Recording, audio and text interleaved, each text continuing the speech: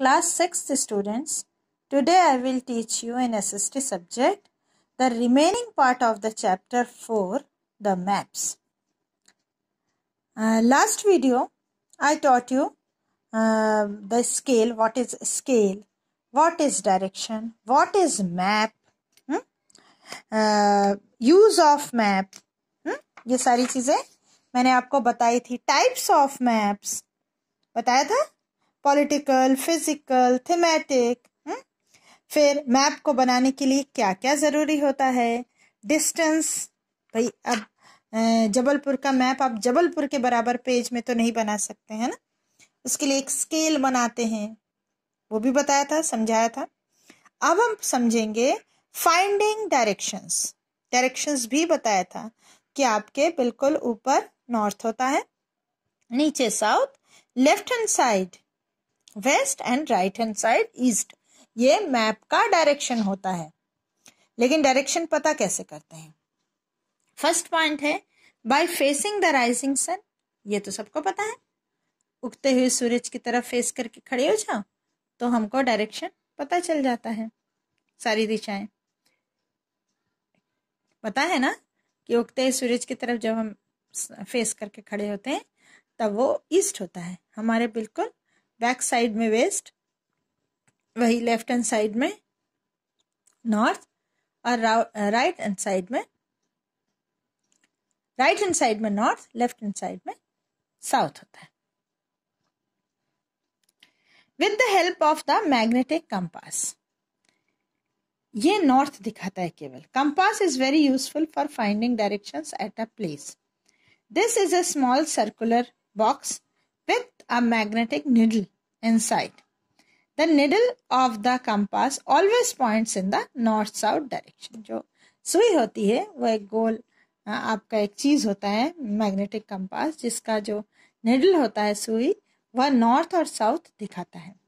और उसका just compass has been used by travellers and sailors since ages. जमाने से समुद्र में आपके सन तो दिन में रहेगा, रात में सन कैसे मिलेगा? तो इसलिए मैग्नेटिक कंपास का यूज समुद्र में डायरेक्शन पता करने के लिए सबसे पहले हुआ और वहां बहुत यूजफुल भी रहा. और एक चीज थी जब कंपास भी नहीं था, वो था with the help of pole star, जो कि हमेशा नॉर्थ डायरेक्शन तो बता ही देता है. ध्रुव तारा, हिंदी में बोलते हैं ध्रुव तारा. Hold your wrist watch in front of you like a compass. Hold a toothpick or a little twig or a piece of grass up along the edge of your watch so that it casts a shadow towards. ये भी एक तरीका होता है direction देखने का. The center of the watch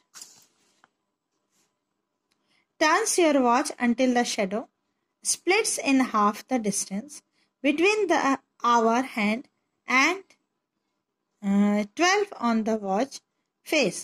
12 is now pointing south and 6 is pointing north. In the southern hemisphere, 12 points north and 6 points south. Wrist watch को लेकर अगर हम शेडो देखेंगे तो हमारा जो 12 है वो साउथ की तरफ और 6 जो है उसको नॉर्थ की तरफ रखकर हम जब देखेंगे तो हमको नॉर्दर्न हेमिस्फीयर और सदर्न हेमिस्फीयर समझ में आ जाएगा और अदर डायरेक्शंस भी आ जाएंगे. अब थर्ड है सिंबल्स. ये भी बहुत बहुत इंपॉर्टेंट है मैप में.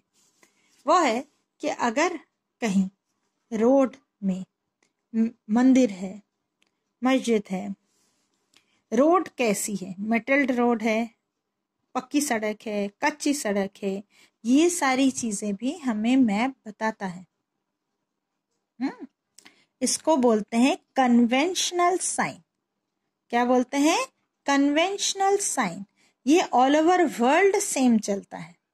कहाँ पोस्ट ऑफिस है, कहाँ पुलिस स्टेशन है, जंगल कहाँ है, नदी कहाँ है, कुआं कहाँ है, state boundary, international boundary, railway lines, ये सारी चीजें हमें मैप में शो भी करनी होती हैं और मैप में बनी भी होती हैं। तो उसको स्टडी करने के लिए हमें कुछ सिंबल्स को लर्न करना पड़ता है, जो कि यहाँ दिया हुआ है। ये आपको ड्रॉ भी करना है कॉपी में। उसको बोलते हैं कन्वेंशनल सिंबल्स। ठीक है। The letters, pictures, lines and colours used on the map are called symbols. हाँ, कलर्स भी यूज करते हैं। हमेशा रिवर को लाइट ब्लू कलर से ड्रॉ किया जाता है। Symbols are used to represent different features on a map. Symbols give more information in a limited space. अब मंदिर है तो बड़ा सा मंदिर तो हम ड्रॉ नहीं कर सकते, उसका एक छोटा सा सिंबल।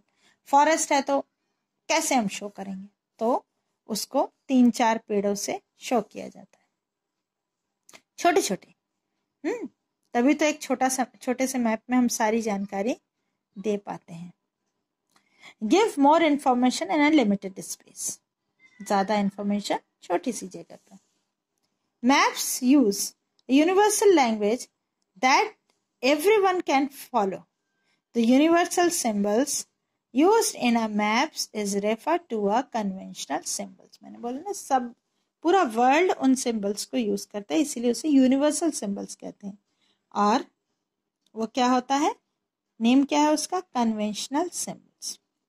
कॉमन कलर कोड, हाँ, जैसे आपने उठा लिया कोई भी कलर, रेड कलर, उससे माउंटेन बना दिया, तो वो मैप में बिल्कुल भी अलाउ नहीं होगा। अगर मैप में ऊंचाई जगह को ब्राउन कलर से बनाने का है मेथड, तो आपको ब्राउन ही यूज करना पड़ेगा। अब जहाँ पर पेड़ है वहाँ अगर आपने येलो कलर से कर दिया, वो तो होगा नहीं, ग्रीन ही चाहिए। रिवर लाइट ब्लू, ये सब फिक्स्ड हैं ये कलर्स। ये चेंज करने से आपका जो मैप है वो रॉन्ग हो जाता है। ठीक है। Brown for mountain, green for plains, yellow for plateau, red is used for important roads. Clear, ये कलर्स हैं और यही कलर्स मैप में यूज होते हैं। अब मैप आपको क्लियर हो गया, आप स्केच और प्लान के बारे में पढ़ेंगे। स्केच, कोई भी, ये स्केच आपका बनता है बेसिकली एक एरिया का rapidly executed free hand drawing. मतलब अगर किसी को घर का एड्रेस बताना है, आप कहीं और हैं, तो आप ओरली ना बताकर एक पेपर में इसे ड्रॉ करके दे देते हैं कि यहाँ उतरना, फिर लेफ्ट चले जाना, फिर राइट चले जाना, ऐसे लाइन खींचकर। कोई भी ना आप स्केल का यूज करते हैं, ना आप डायरेक्शन का यूज करते हैं, कुछ भी यूज नहीं करते। मैप में जितना कुछ दिया है वो कुछ भी यूज नहीं करते, लेकिन वो व्यक्ति आपको आपके घर तक पहुंच जरूर जाता है, वो हेल्प करता है। वो जो स्केच है वो रफ ड्राइंग होती है। Area to tell where the particular place is located with respect to other places. कहीं आप हैं और आप किसी को वहां भेजना चाहते हैं, तो एक पेपर में जस्ट रफली ड्रॉ कर लिया। Suppose you want to go to Pacific Mall, कोई भी जगह है, but you don't know the way. Your friend who knows the place may make a rough drawing to show the way. Such a rough drawing is drawn without scale and is called sketch map. ठीक है। अब plan map क्या होता है, आपने सुना होगा कि जो इंजीनियर्स होते हैं वो प्लान बनाते हैं एक बड़े से शीट में, वो सारी चीजें यूज करते हैं, स्केल वगैरह, लेकिन वो इंटरनल, मतलब घर के अंदर का प्लान होता है, बिल्डिंग के अंदर का होता है, स्कूल का होता है। मैप में तो वो पर्टिकुलर प्लेस बस बता दिया जाता है। प्लान देखो क्या होता है, drawing of a small area on a large scale, scale बड़ा लेते हैं, called a plan. Sometimes we may want to know the length and breath of a particular area और a room which can't be shown on a map.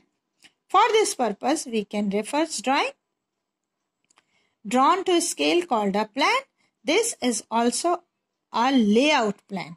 Architects usually make plan to show the layout of a house. ये है plan, इसको plan कहते हैं, architect basically use करते हैं।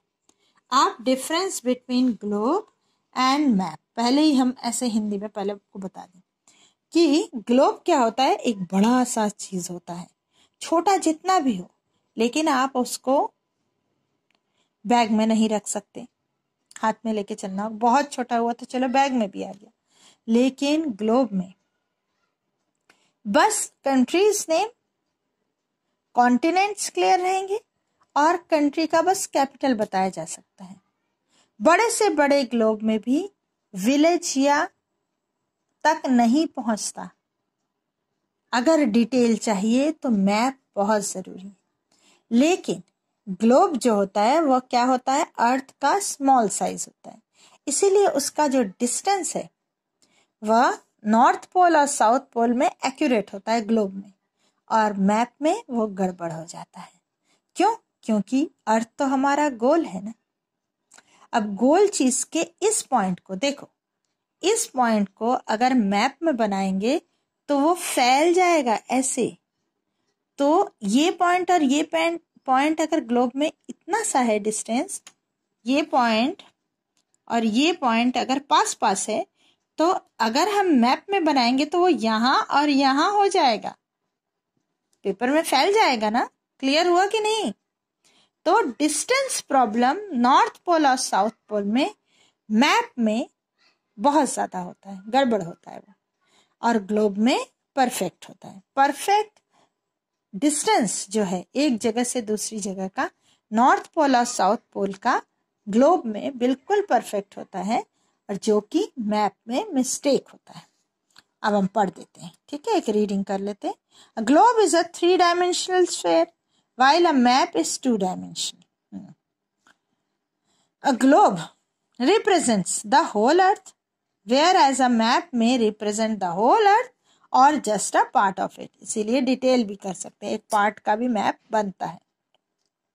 Globe can be used to get a broad level pictures of the world, while map provides more specific information about different places. हर जगह का detail जो है वो मैप में होता है, ग्लोब में नहीं।